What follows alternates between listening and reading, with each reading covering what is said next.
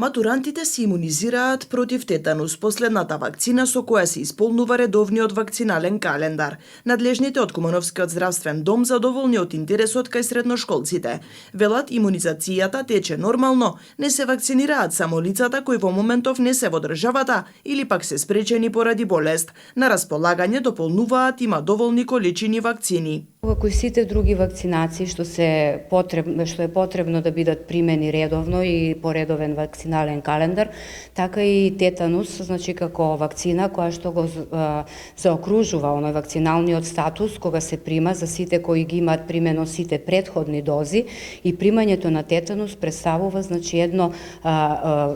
комплетно вакцинирање на една индивидуа, со што значи дека таа индивидуа е комплетно заштитена од тетанус, значи од повреди, од некои други несакани действија што може да се случат на организмот, и со тоа значи го завршува тој календар за имунизација кој што е неопходен и пропишан со правилникот за вакцинација на лицата во Република Македонија. Вакцинацијата за тетанус е еден континуиран процес кој што започнува уште од 2,5 месеци кај бебињата. Значи тука имаме вакцинирање на бебиња во 3 дози, прва, втора, трета доза, каде што се заедно во комбинација со другите вакцини, поливалентни, значи тука спаѓа и вакцинацијата на тетанус. Со тоа што се продолжува на година и пол, значи на 18 месеци, тоа е првата ревакцинација, потоа доаѓа втората ревакцинација во второ оделение, значи со неполни 7 години, третата ревакцинација тоа е во 9-то оделение, крајното завршно оделение во основните училишта, и секако вакцинацијата против чист тетанус, која што е нели на крај од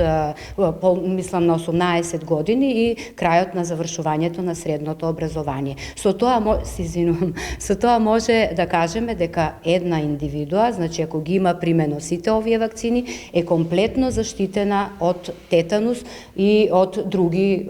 заболувања за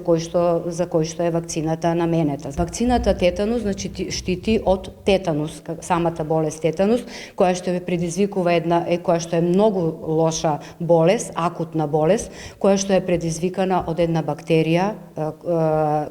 Clostridium tetani, која што може да биде спорите на ова бактерија, всушност може да ги загадат раните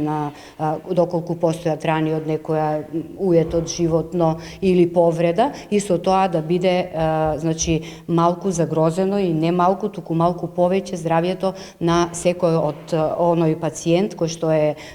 повреден, и доколку не е вакциниран, баш неговото здравје може да биде во опасност, доведено во опасност. Оваа вакцина, велат лекарите, особено е значајна при каснување од животни или одредени повреди. Информираат помош побарали и лицата кои во центарот на Куманово беа нападнати од куќе. Дојдоа тука заради тоа што кога ќе појдат на хирургија, обавезно се праќаат да се види дали имаат комплетно дадена антитетанична заштита, и со тоа ние го проверуваме вакциналниот статус и гледаме доколку има потреба, апелираме да си ги примат другите дози, да се додаде додатна имунизација, значи дали треба да се прими и ова хуман тетабулин, така да со тоа да бидат заштитени. Побараа помош, ги упативме, така да тука во овој случај доаѓа и таа вакцина против рабиес или беснило, така да таа вакцина овдека ние ја немаме. Таа вакцина е на клиниката за инфективни болести во Скопје. Вакцината против тетанус се прима во 4 дози на различна возраст, но ефекти по примањето на последната доза не се очекувани, освен локална реакција на местото на убот и минимално покачување на телесната температура.